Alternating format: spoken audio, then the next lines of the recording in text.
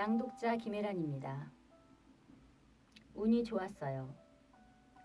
박진숙 선생님이 극본을 쓰신 연극에 초대받아 기쁜 마음으로 달려갔습니다. 연극이 끝나고 그날 초대받은 작가들, 배우들, 연출가들이 대학로에 모여 맥주를 마셨습니다. 그때 그 분위기에 전혀 어울리지 않는 한 사람이 눈에 들어왔습니다.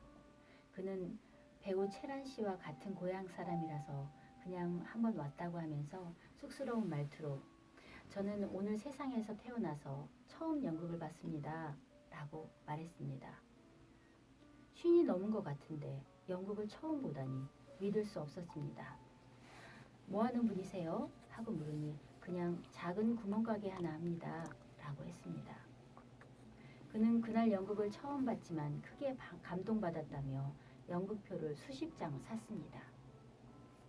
그리고 우리가 먹은 술값을 계산하고는 유유히 사라졌습니다. 한 달쯤 지나 그분이 그날 만난 작가 몇 명을 초대했습니다. 알고 봤더니 그는 구멍가게가 아닌 우리나라에서 손꼽힐 정도로 튼실한 IT 회사를 경영한 남제국 사장이었습니다. 작가들과 문학 분야 교수들이 모였으니 문학과 철학과 연극 공연 이야기들이 오갔습니다. 그는 그저 우리가 나누는 이야기를 경청하기만 했습니다. 그러다가도 간혹 툭툭 터지는 말 사이에 그가 엄청난 독서량을 갖고 있다는 사실을 알게 되었습니다. 내 책도 거의 빼놓지 않고 읽었다고 했습니다. IT 회사 대표의 이미지와는 전혀 어울리지 않는 어눌한 말투, 지나치게 순박한 외모, 순이 넘은 나이에 처음 연극 공연을 해봤다는데 거의 안 읽은 책이 없는 독서광. 어떻게 살아온 분일까? 그의 인생이 궤적이 궁금했습니다. 우연히 개인적으로 만날 기회가 생겼을 때 물었습니다. 어떻게 그렇게 연극을 한 편도 못 보고 사셨어요? 그는 쿡쿡 웃으며 개구쟁이처럼 말했습니다. 제가 학교를 초등학교만 졸업하고 바로 생활전선에 뛰어들었어요. 괜한 말을 물었다 싶었습니다. 그러나 그는 아무렇지도 않게 말했습니다. 아이스케이크 장사도 하고 빵 장사도 하고 안 해본 일이 없어요. 그때 어른들한테 많이 얻어맞기도 했어요. 아픈 기억일 텐데 그는 유쾌한 표정으로 말했습니다. 그냥 뭐 그렇게 살았어요. 그러다가 어느 날 숙직실에 누가 버리고 간 책이 뒹굴고 있길래 봤더니 아인슈타인 전기였어요. 그 책을 다 읽고 나니까 그 뭐냐 노벨상 한번 받아보고 싶다는 생각이 들었어요. 발명상 있잖아요. 그런데 발명상 받으려면 서울대 가야겠다 싶었어요. 그래서 죽어라 공부했어요. 책상도 없어서 방바닥에 책을 펴놓고 꿇어 앉아 공부했는데 너무 오래 그 자세로 앉아 공부를 하는 바람에 무릎뼈가 상할 정도였습니다. 중고등학교 졸업장이 없었기 때문에 검정고시로 중졸, 고졸 자격을 취득하고 드디어 서울대 물리학과에 도전했습니다. 그 결과는 낙방이었습니다. 그렇다고 주저앉지 않았습니다. 다시 공부해서 도전했고 그 다음에 한양대 물리학과에 당당히 합격했습니다. 그는 학교에 다니면서도 일을 하러 다녀야 했습니다. 학비뿐 아니라 생활비도 스스로 벌어야 했습니다. 그렇게 공부했고 대학을 졸업하고 나서 서울대 물리학과 대학원에 도전했습니다. 그리고 합격했습니다. 대학원을 졸업한 뒤에는 대기업에 입사했습니다. 회사를 다니면서 그는 한 가지 사실을 깨달았습니다. 중고등학교 학연이 절대적으로 필요하구나. 중학교와 고등학교를 건너뛴 학력으로 대기업 생활을 버티기가 쉽지 않았습니다.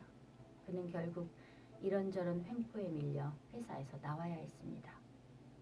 하지만 그는 절망하지 않고 IT 업계에 뛰어들었습니다. 그리고 지금의 튼실한 중소기업을 일궈냈습니다.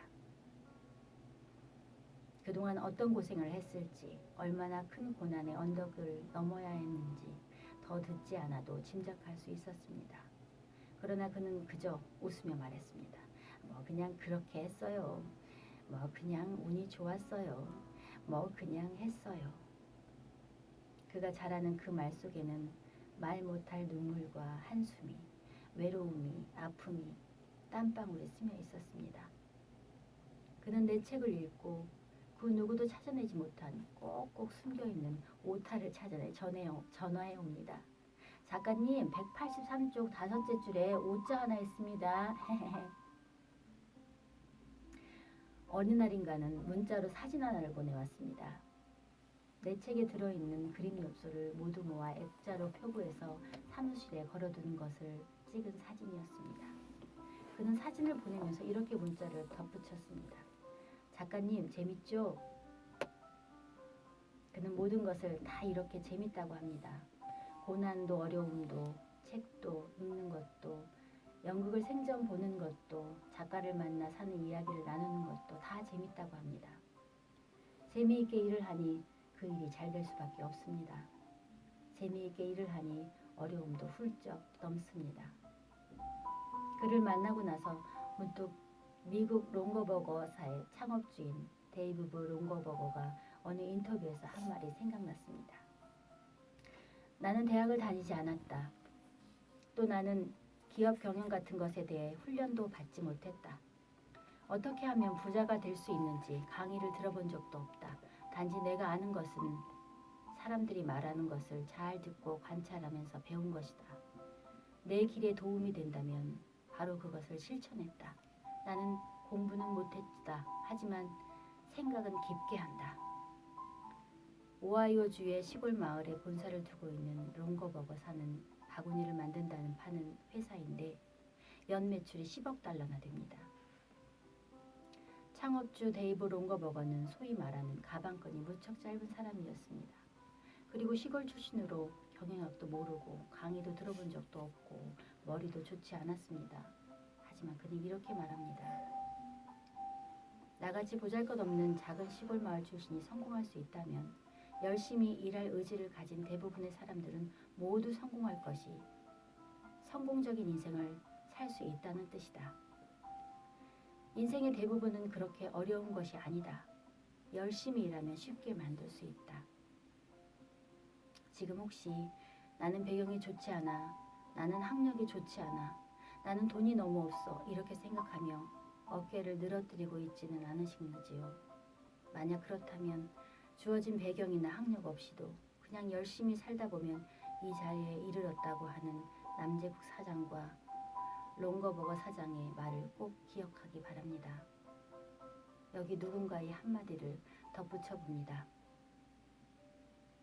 저는 가난한 집에 태어났고 정상적인 학교 교육을 받지 못했습니다. 사업을 하다 2번 망했고 선거에서는 8번 낙선했습니다. 사랑하는 여인을 잃고 정신병원 신세를 지기도 했습니다. 제가 운이 나쁜 사람이라고요? 글쎄요. 참 하나를 빼먹었군요. 저는 인생 막바지에 미국의 16대 대통령이 됐습니다. 제 이름은 링컨입니다.